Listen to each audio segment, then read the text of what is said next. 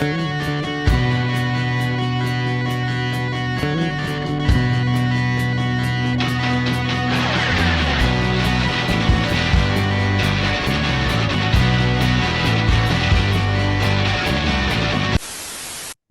to another episode of The Breakdown. It's been a week. My apologies for our last episode. 3 hours is too long. It's too long. We know that here. We shouldn't have done that. We're very, very sorry. We're not going to do a 3 hour episode, but we are hitting on some very weighty subjects. We pontificated on our problems with the Tucker Carlson trauma tour, or the Tuckered Out tour, whatever we want to call it. But we want to get an expert opinion on some of the political ideas that Tucker brought to the table.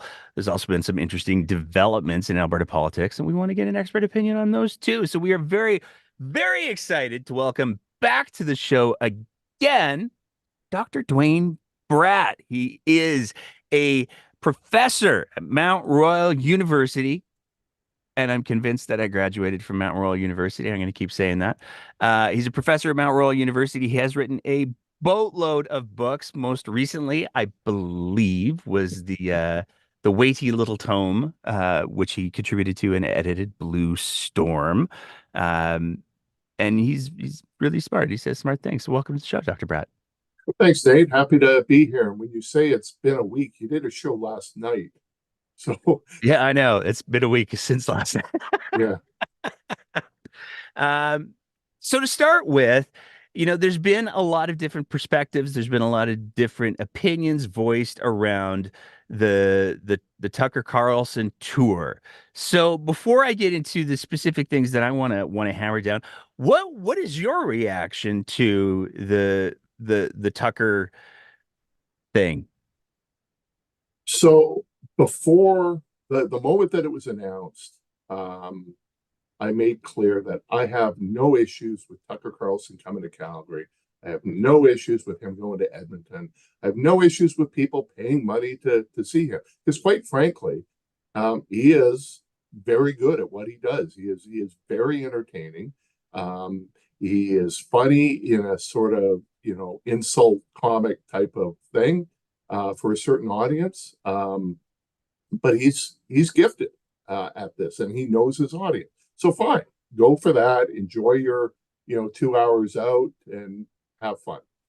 But when the premier announced that she was going to appear, I was very critical of that, and I thought, you're the representative of the province. You're not going in a personal capacity. You're not going to sit in the audience. You're going on stage with him. So I said all of that before the event. The event happens. And to be clear, I did not go to the event, but I did watch both of his speeches in Calgary and in Edmonton, which were same themes, but different. He wasn't reading off of a teleprompter, which again tells you the giftedness of a public speaker he was. But I did not catch the panel or Jordan Peterson or Conrad Black, because those are on Tucker's site behind a paywall, and I'm not a subscriber. But I did cover the news pieces of that. So I just wanted to put that on the record. Having said all of that, my opinion of the event remains the same, that Premier Smith should not have been there. Now, I will give her credit. She, I think, avoided a lot of the potential pitfalls that I think were dangerous. She has this habit of speaking to the audience and giving the audience what they want, not realizing as premier, there's a whole bunch of other people not at the event, watching. So, she kept to the energy file. She talked about Stephen Guilbeault and talked about solar not working when it's dark out, and, the grid. And she did push back in a Danielle Smith way on the Coots 4. So I think she avoided in her role all of the potential dangers that were there. But she did sit there and listen to a funny but hate-filled monologue by Tucker Carlson twice. She did watch a panel discussion, with Black and with Brett Wilson and Jordan Peterson, also not saying some very good, accurate, truthful things. And I think that remains very, very problematic. She would not have done this in April of 2023. She would definitely not have done this in May of 2023. But in the aftermath of an election, sure, go and do that. And her line about, well, I give interviews with CBC and all sorts of spectrum. This wasn't an interview. It had Tucker Carlson still had a show on Fox, and she goes on the show for 15 minutes, 20 minutes. I wouldn't have had an issue with that. But this is a for pay event. They hung out all day. They went to dinner the night before. I'm pretty sure she doesn't do with that with other reporters. So going on his show or answering a question from him during a press conference, as she does with True North or The Rebel or CBC or CTV or Global, that's all within the realm. But that's not what this was. So those are some initial thoughts, Nate. As you were speaking at the end there, it occurred to me she did go to Rachel Emmanuel's wedding for True North, so there may be some blurring of the lines for Smith, but like before we get into the meat of what Tucker had to say, and that Smith has to date not disavowed, um, there's the justification that Smith used was Tucker has this huge audience. Everybody knows who Tucker Carlson is, and I want to make sure that I'm able to tell Alberta's Yeah. story. And as you pointed out, the only publicly available content is Tucker's speeches. That's it. So if you Yeah. want to watch the Danielle Smith telling, oh, sorry, I should do the billing correctly. If you want to watch the panel discussion with Jordan Peterson and also Alberta Premier Danielle Smith, um, which I think speaks to the effectiveness of this event telling Alberta's story, then you have to go and you have to do the PayPal part. So do you think that from a if her goal was I want to tell Alberta's story and the bulk of the audience is Tucker's paying audience in the United States and the people who are there, which are probably the same size, give or take, was this a success if her metric was I want to tell the story? No, because the only people she was telling the story to were the number of subscribers that Tucker Carlson has, which may not be insignificant, but it's not in the millions, and the 11 to 12,000 people that saw her in Calgary and Edmonton, who I think already know this story. So let's talk about the content of the thing because this is where it gets particularly problematic, at least for me speaking for myself, because this is, as you pointed out, the Premier of Alberta who shared a stage with this individual. I found it particularly telling that she was scheduled to go for the first day, and do the little sit down, and she did that. But then, oh, surprise, we're also going to Edmonton, and she's now giving a speech of sorts in Edmonton as well, which wasn't on the original billing. So this isn't somebody who's looking to minimize their role with Tucker Carlson and his rhetoric. This was very clearly somebody who was looking to expand it, and the rhetoric was extreme. So what were your takeaways from Tucker's message? Was he just there saying, "Oh, Alberta's great. You guys are doing great. Thumbs up," or was there a much darker overtone? And obviously, It was, despite the laughter and his little chuckle, which I can't get over, it was hate-filled. It wasn't that Trudeau, I disagree with Trudeau, and you should disagree with Trudeau, and you should disagree with Freeland, and I don't think Freeland's very smart. That's not the tone of it. It was these people are evil. And the rhetoric was really over the top. And I think there were three major moments, three major vignettes in there that I think really drove this home. One is the great replacement theory. This is the idea that mass immigration is coming into the US and coming into Canada, and it's designed to change the electorate, to lessen the votes of normal white people by bringing in a bunch of brown and black people.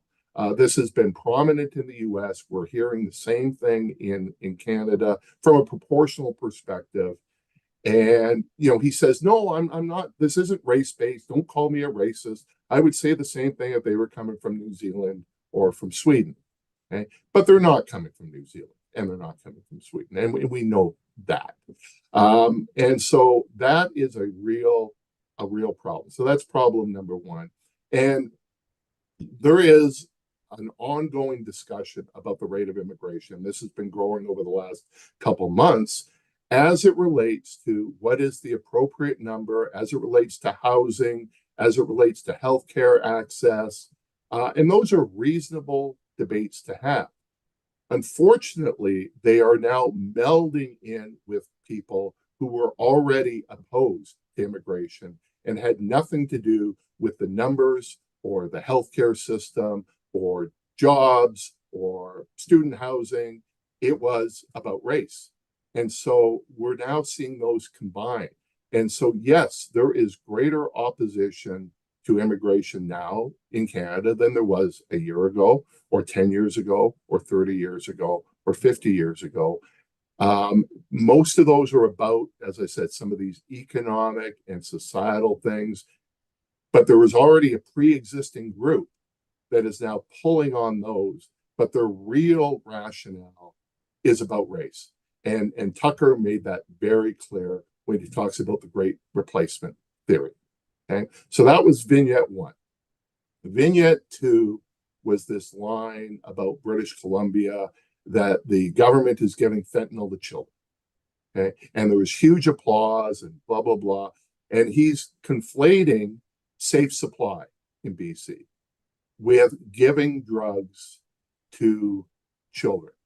And by children, he wasn't saying, he didn't, by using that term, he wasn't implying 17-year-olds or 16-year-olds. He was talking 8-year-olds or 9-year-olds or 10-year-olds.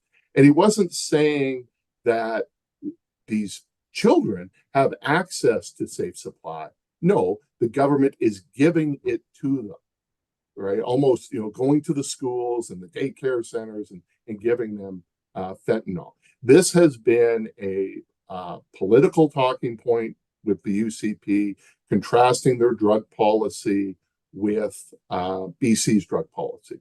And Tucker went right in there, but went much further.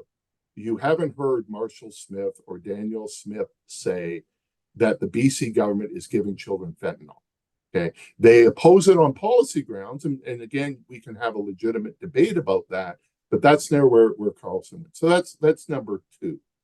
And then the third one was around trans issues, where he says they will take your children away if you do not castrate them. Okay, and that's the term he used, castrate them.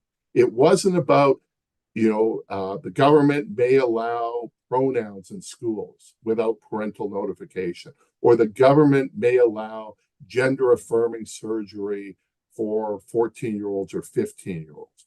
No, what he said was they will take your children away if, as parents, you don't allow the government to castrate them. That is really inflammatory rhetoric. So each of those touches on a policy area, but in such a way that it really makes it hate-filled. Because how could you could disagree with the government over what is the proper number of immigrants to have in the country. You can debate the government over safe supply as a way of dealing with drug addiction and preventing death. You could debate the government over pronouns and things like that. But how do you have a debate, a discussion, when you're talking about great replacement theory, government giving fentanyl to children, and government castrating children? You can't have a debate there because those people are evil. It's not about policy. Yeah, and he leaned into the MAID thing too pretty hard, and he had some very clear falsehoods going on there. And that fits with the other four. Yeah. Right. It's that he's conflating the number of people through medical assistance dying with the government killing them, even though the vast majority of those people were going to die of natural causes, of severe illness. Anyway, it was just, do they suffer for 6 months? Do they suffer for 8 months? Do they suffer for a year?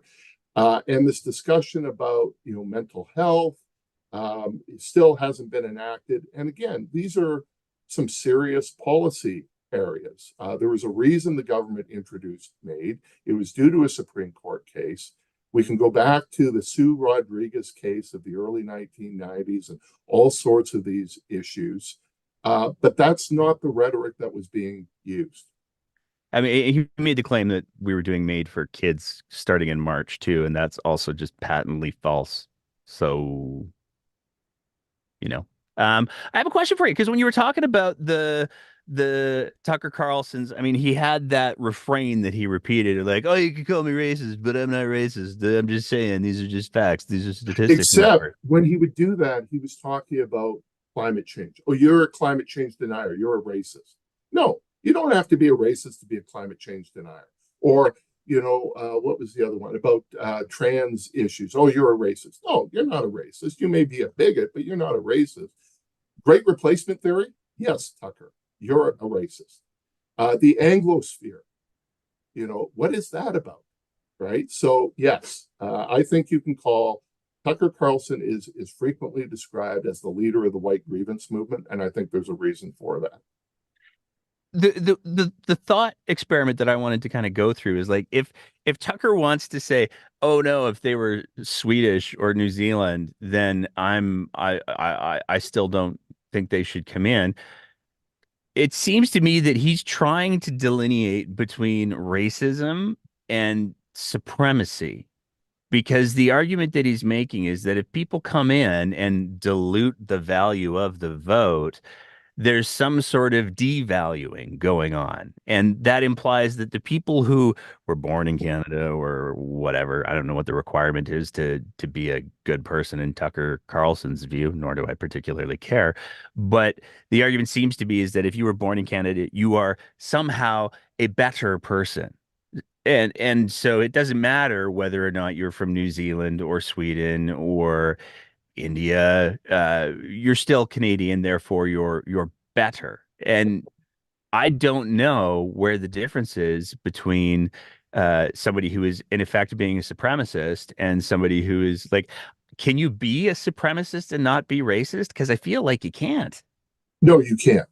You can't.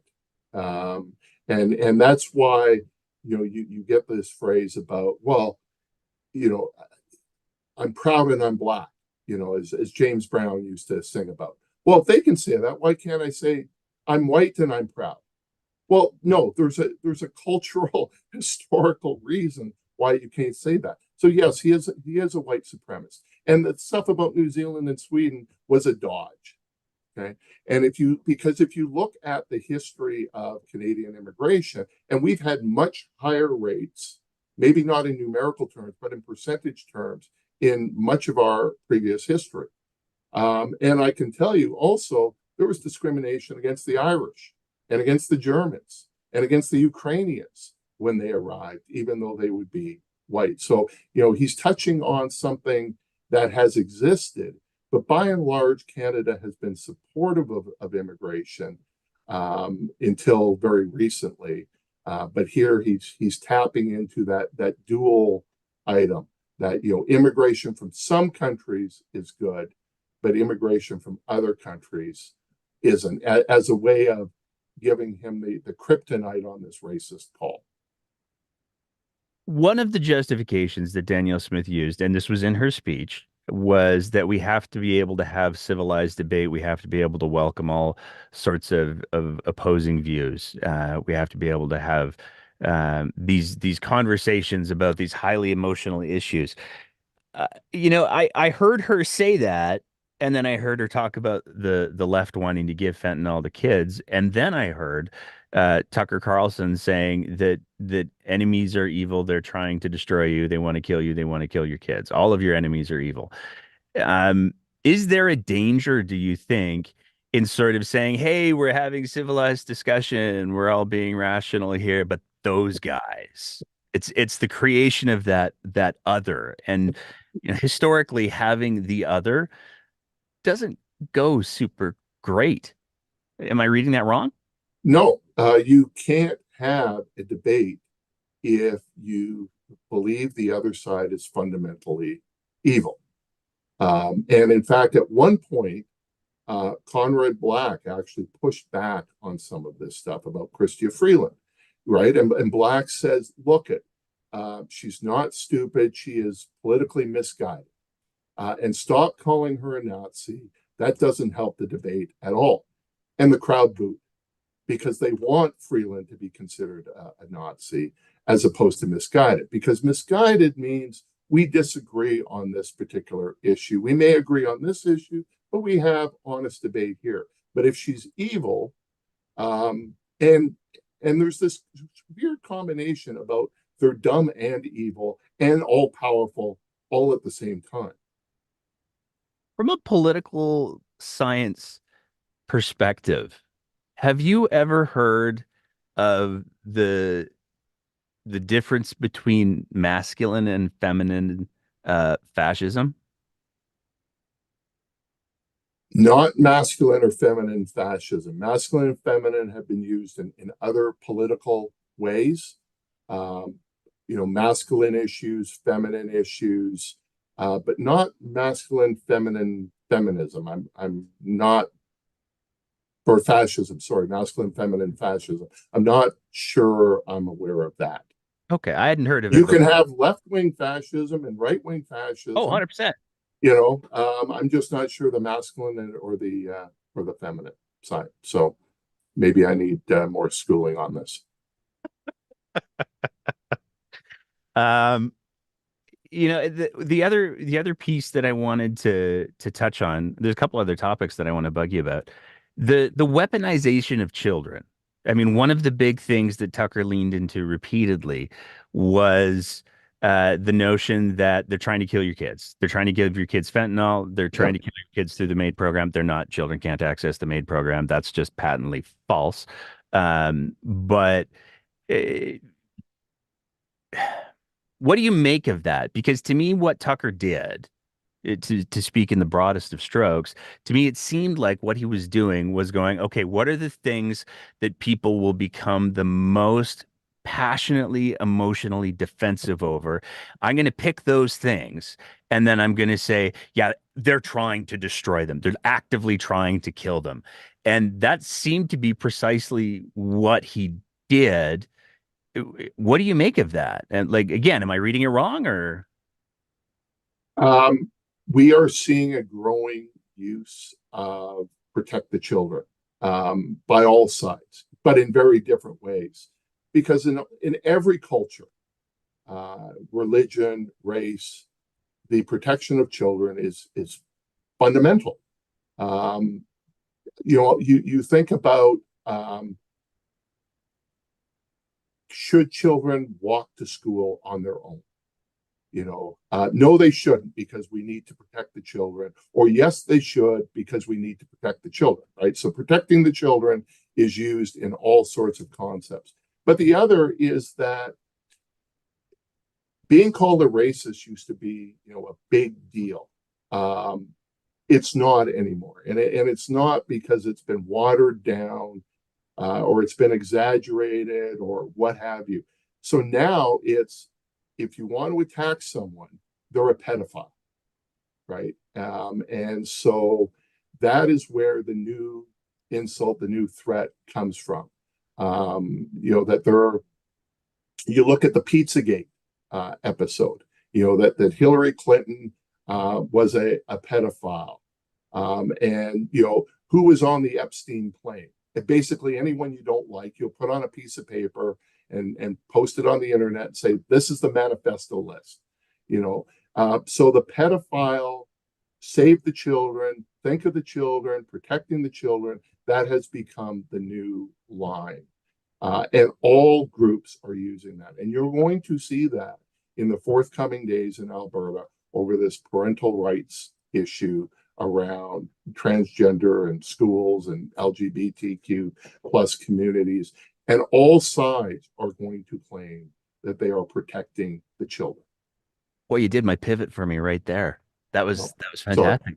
No, that's good. That was like, I don't have to do anything today.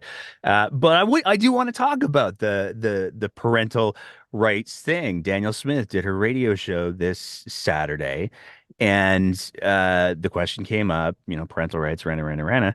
And historically, Danielle Smith has said, "Oh, we're having the conversation and we're looking at it," and she's very much hedged, but she made an announcement, I guess, where she said that there was going to be some kind of a policy coming out this week for clarification. We are recording this on Monday, the 29th. So by the time that we release this, it could very easily have already been announced. Who knows? But on her radio show, she said, "Yeah, no, we've got a policy coming." Because in effect, I mean, she tried to. It seemed like, to her credit, because I don't want to just be like, "Oh, that Danielle Smith." She did try to say, "We need to depoliticize this. We need to de-emotionalize this." Um, it seemed like she was trying to strike a little bit of a balance and not just leaning wholeheartedly into that rhetoric. What did you make of her announcement that on the radio show? My sense is Premier Smith has not wanted to touch this with a 10-foot pole. She sees what's going on in New Brunswick. She sees what's going on in Saskatchewan. She sees the debate and the tenor of that debate going on in Alberta. And she has been very reluctant to wade into this. I think Smith, from the time that I've known her, is a libertarian. She supported gay rights as leader of the Wild Rose Party, which is one of the reasons she got pushed out by the party. We often talk about the floor crossing, but you need to look at why she crossed the floor and some of the problems she had with her own party. And there are speeches she gave in the legislature defending gay children and GSAs and things like that. But she's being forced, and she's being forced, I think, by multiple groups. There is a large group in Alberta that I think want her to wade in and say, no, we're not doing this, that this is wrong. This endangers some children. We're not doing this. But she's also being pushed by a much louder group that is saying, no, we have to protect the children, and we have to do what Saskatchewan did, and we have to do what New Brunswick did. And you look at the Take Back Alberta rallies that they had, that David Parker organized. Whereas you don't support him, you're anti-human. And in New Brunswick, you actually had Blaine Higgs, lose some of his cabinet, lose some of his caucus. He's going to turn this into an election issue. He appeared with the protesters. And then you look at Saskatchewan, which, based on, I think, 6 or 7 letters that they received, brought in very quick legislation that got struck down, that they quickly instituted the notwithstanding clause. And in both of those cases, it was about pronouns. This is not about pronouns. And Dominic Carty, who's a bit of a wild card, but is the former education minister of New Brunswick. So to put some context in here, had a falling out with Higgs and said, when they were doing town halls and focus groups and consultation on these issues, people were going not with what was in the regulations or the proposed resolutions. It was what they thought was going on. And it was about grooming, and it was about gender affirming surgeries. It was not about pronouns. And so we'll have to wait to see what the legislation is. It could be legislation. It could be an order in council directing Department of Education. We don't know what it is. But I will say, I think there's a split between where Smith's heart is and her political head. Now, yes, she had issues when she was leader of the Wild Rose Party. That was an opposition party. Okay. Now she's the premier of the province. You have a lot more power as premier than you do as an opposition leader. But the history of the Conservative Party is removing premiers, and I think she is very cognizant of that and trying to find a way to satisfy everybody. I predict she will not satisfy everybody. I don't think I'm going out on a limb here. And she can honestly believe she wants to depoliticize this.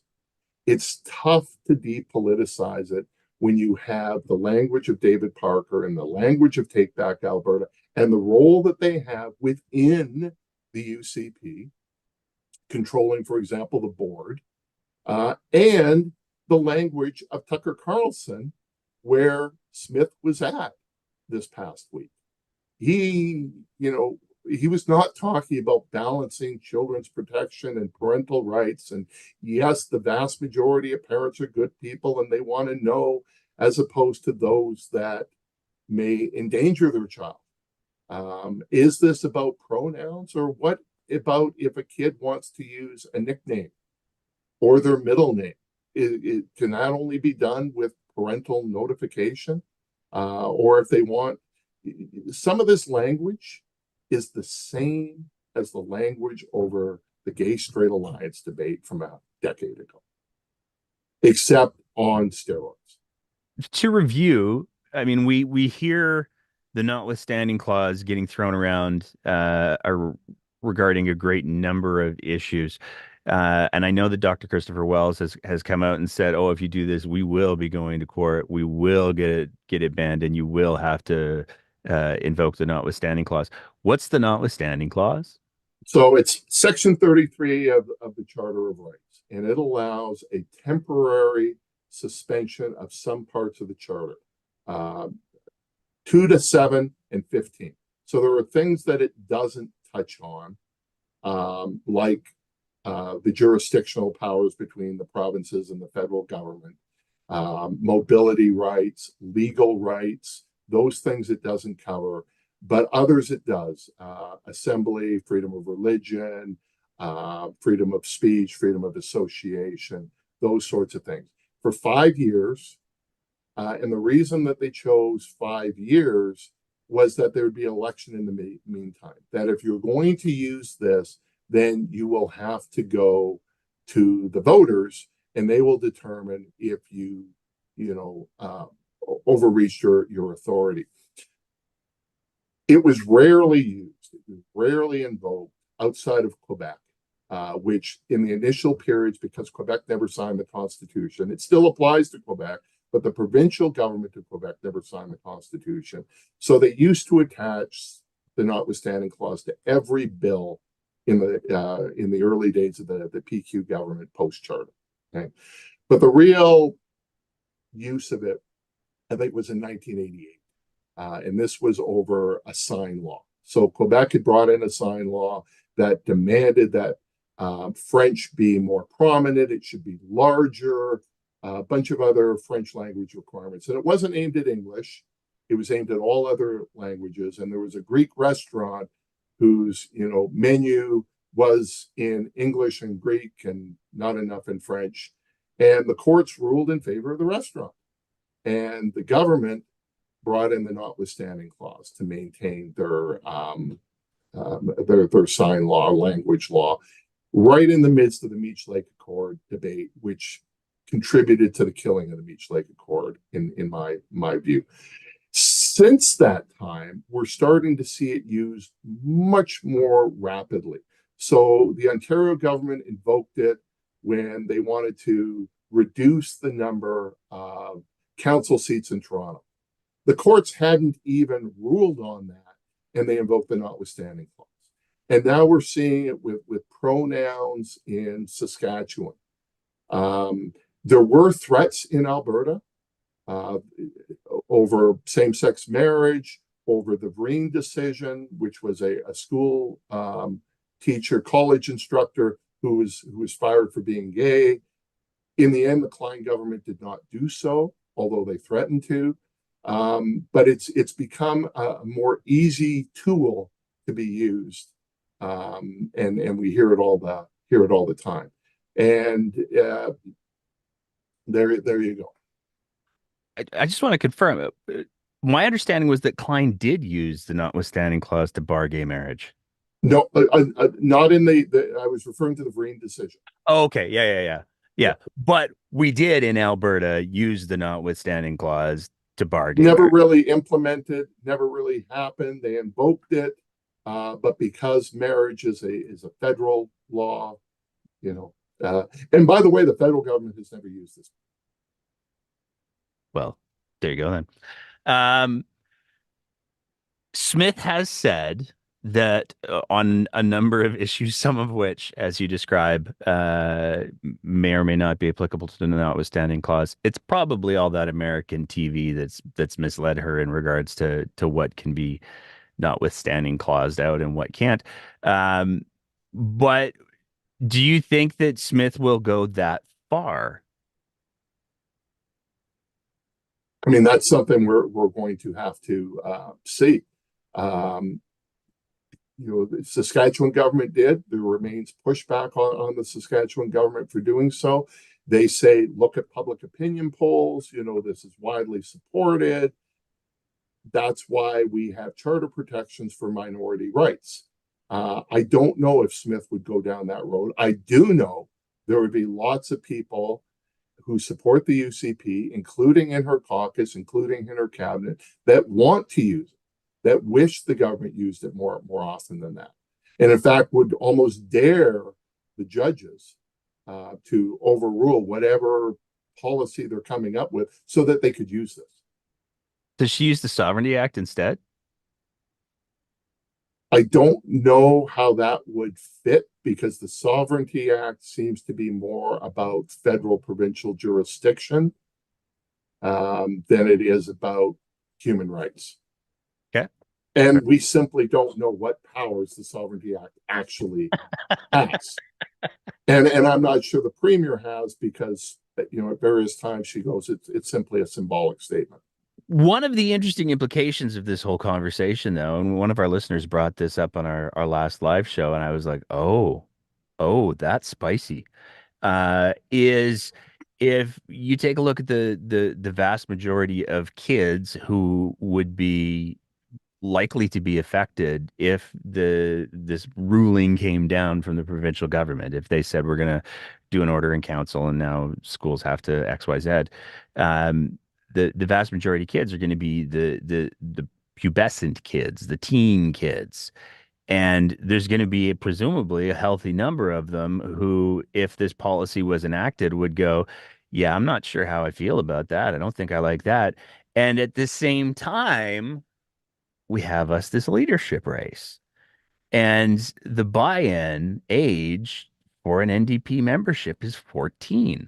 So is Danielle Smith handing the NDP a bit of a gift? I mean, it's an ugly gift, but is she handing them a bit of a gift? Because there's the possibility of a tremendous segment of the youth getting politically engaged in a meaningful way in an NDP leadership race.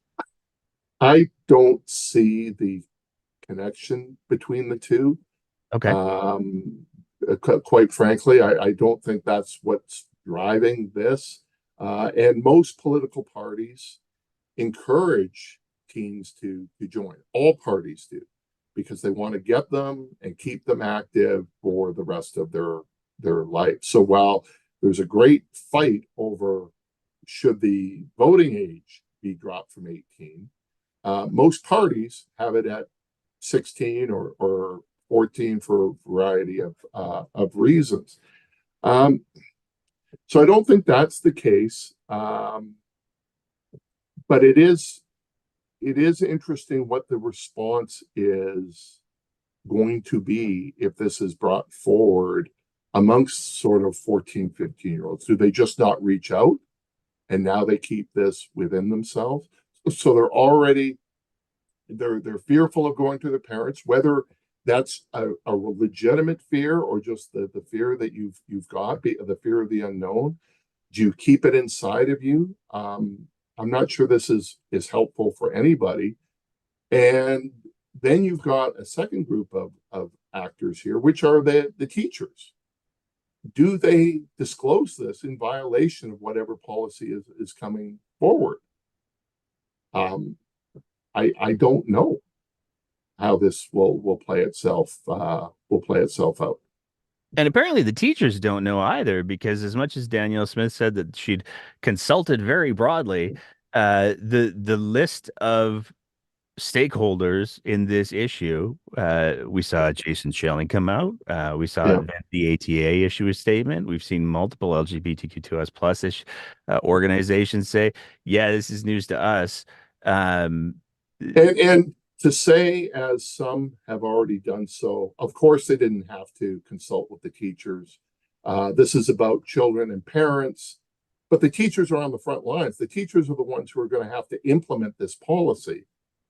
Therefore, I think they should be consulted on some of the challenges that they see.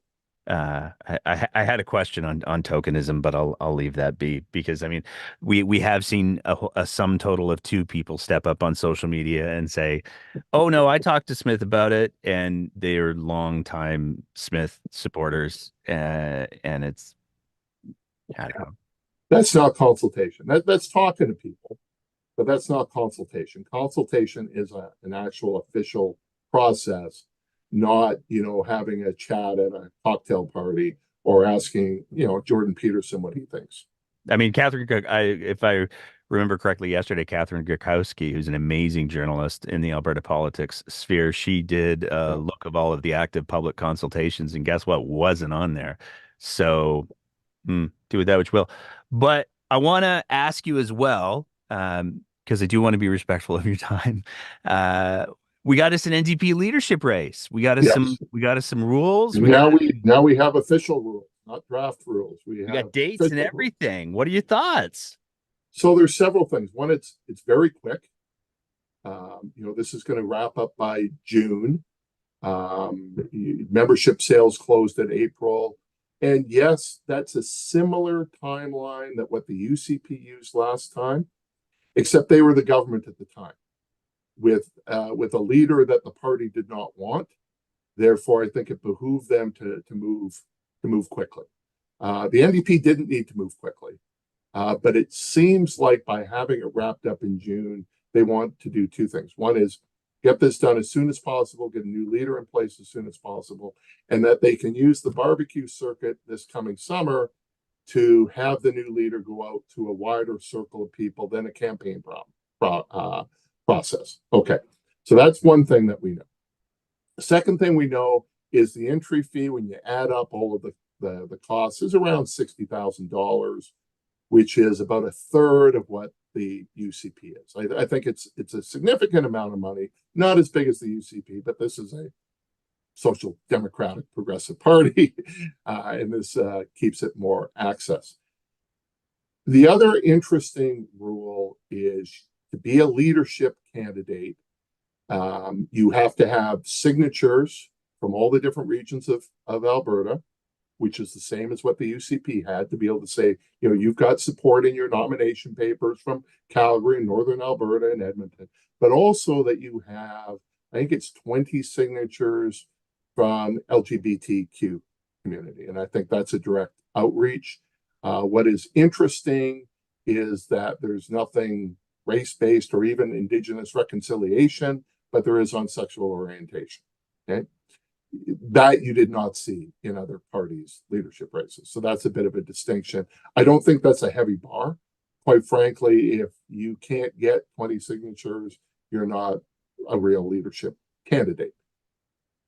And you had to be a member of the party as of August 2023 to run. But then there's another sentence that says you can request an exemption if you were not a member and you adhere to the principles of the NDP. And this has been referred to as the Nenshi Clause. You said the quiet part out loud there, sir. Yes. Because I don't believe he was a member of the party. I don't think he's actually officially joined any parties, but he did endorse the NDP in the 2023 election and has been very critical of Danielle Smith. And I do know he has put forward an exploratory committee and is kicking the tires around potentially opening up. And it is clear that the NDP does not want to close that door. So what do you like? We got us the rumored candidates, and then we And have in like, fact, no one, I used the word on the weekend official, and that was probably imprecise, related to Sarah Hoffman.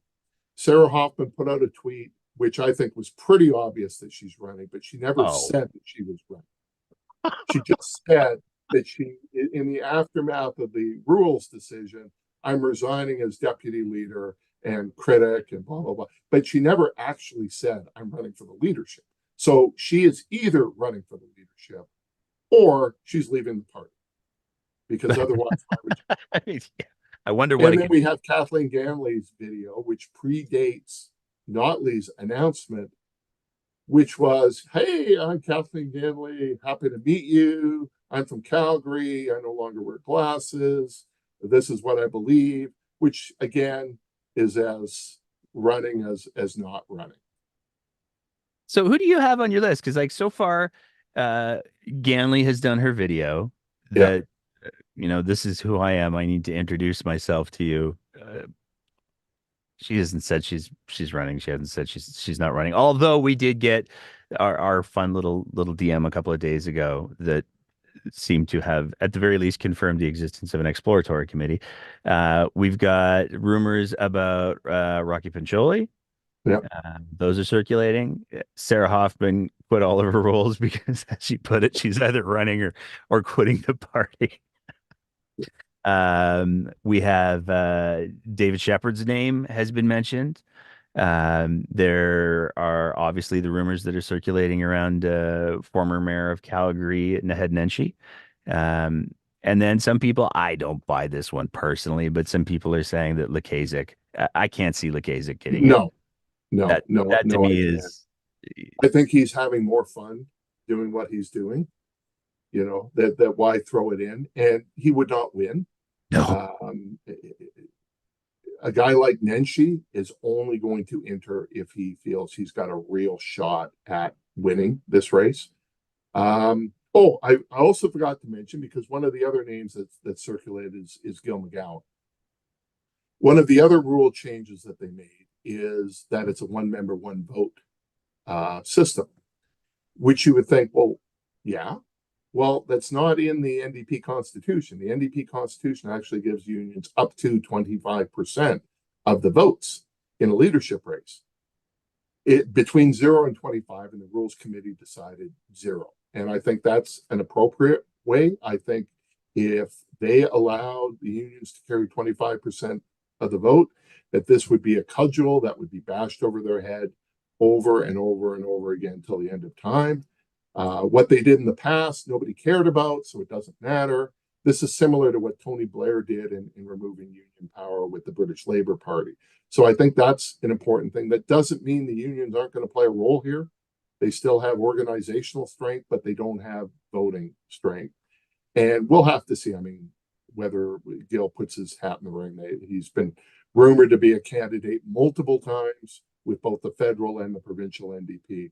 Hasn't happened. Don Ivison's name is put forward. Again, I don't think that's going to happen. I Whether Nenshi enters the race or doesn't enter the race, I think he's treating the question seriously, and I think that's different from the other two. And there's always going to be a couple other wild carders that are going to run simply to raise their profile, if not win. There's rumors around Shannon Phillips. My understanding is Shannon doesn't plan on running again, but she could play a very influential role if she comes out and supports one of the other candidates. Well, that's what I was thinking about Gil McGowan too. Like, I mean, I know that there was a little bit of a social media hum around always Gil, like right after Rachel Notley resigned, always Gil McGowan in the mix, and he was very very quick to put out a tweet clarifying that his primary focus right now is some family matters because he's got some family with some health issues. So you can always make the argument, oh, that was smart political messaging because look at what a family guy he is. But it seemed to be very much a response of like, no, I got bigger fish to fry. Thank you. But he could be in the position of kingmaker or queenmaker. Yes. Yeah. But I think he needs to be very careful. I doubt if he does not run that he will come out and endorse anyone. I don't know how a person in that position could do so, but there may be ways that other things could happen. I mean, you pose for a couple pictures, those get posted to social media. What happens? Yeah. Yeah. What So, do you, but I will say um, that this will be a more different NDP leadership race than we've ever seen before. There's going to be a lot more attention played to it, a lot more scrutiny. This isn't a handful of people sitting in a room looking, no, you do it. No, you do the job. How many people were aware of the last race, unless you were really closely intimate? Because there's a difference between running for a party that has 2 seats or 4 seats and running for a party that is sitting at 38 seats, has formed government, would like to form government again. And so people are going to pay a lot more attention to this than they have before. And I'm not sure they're completely prepared for that type of scrutiny. one of the things that always happens in Alberta politics is there's this sort of here's what's going on, and everybody kind of goes squirrel. Is there anything else? We've got the Tucker Carlson thing is squared away. We've got the this teachers' rights thing coming up. The legislative session doesn't kick back in for at least I think it's another month and change. It's going to be fascinating watching the NDP run a leadership race with all of their candidates being in the legislature.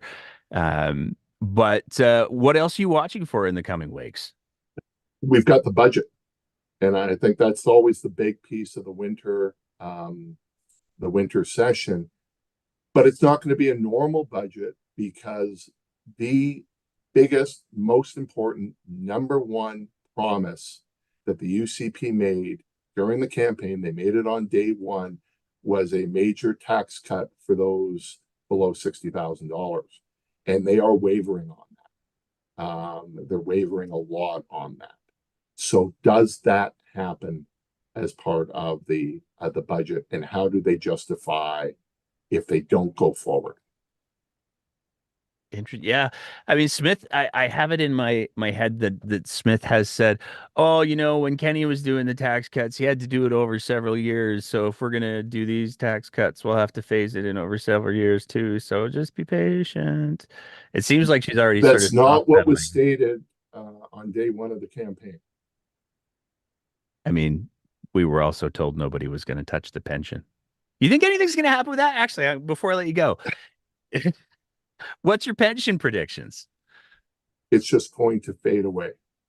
Okay. I don't think you'll have a big press conference with Nate Horner and Danielle Smith and Jim Denning go, we think it's a great idea, but it's clear that Albertans don't. So we're just going to get rid of all this. That moment is not going to happen. Instead, they're going to say, well, we have to wait for the federal number. When that federal number comes, and unless it is 53%, then we're going to the courts. Because if they come back and go 20%, I don't think Smith's going to go, yeah, we're good with 20% or even 45%, right? It's got to be the exact number. And courts take a long time. Then there's a federal election. And I have a feeling this is just going to be one of those issues that fades away. After all, when Jason Kenney had the Fair Deal panel, had the pensions, got the pension report, never released the pension report, it was just fading away. All of those things were fading away, except for the equalization referendum, but everything else was fading away. And then Smith grabbed on them again during the leadership race. The firewall letter that Stephen Harper and Ted Morton and Tom Flanagan all wrote in 2001, when Stephen Harper became prime minister, it just kind of faded away. You didn't hear about an Alberta pension plan. So that's my prediction. It's just going to be one of those things that is going to drop off the radar, and people are going to go, "Didn't we talk about the pensions?" No, we didn't. It's over. So I don't think there'll be a big aha moment. Interesting. Yeah, it's wh- the, why do you think Smith handled the pension reports the way that she did? I mean, we know that the original um, report was delivered on time, on schedule now. We know that Smith had that. She sat on it for a year and a half to get the 2022 numbers. Um, and then, oh no, we're not going to touch the pension. Oh wait, we have this report. I just want to share everybody with it. Like, there's a dissonance of messaging for me where she says, no, people need to see these numbers, but they didn't need to see the other ones that we had for a year and a half. Just pretend those weren't a thing. Even though um, Smith saw the previous report, Yeah. because there are interviews that she gave citing some of the same numbers and the same percentages as what was in the LifeWorks report. I think it was clear. It was about the election, right? She was not going to release this before the election. She had to wait till the election was over. She is a true believer. If you go with her speeches, and not just as leader and as premier, but on the radio, there's newspaper columns going back 20 years where she is in favor of this. Rob Anderson wrote an entire report that talked about the importance of a Alberta pension plan. So she is a true believer. And there is a subset of the UCP that are absolutely believe that this is the right call, both for economic reasons. Oh my God, we're overpaying so much. If we had full control of this, we could save money and give greater payments and benefits and all of that.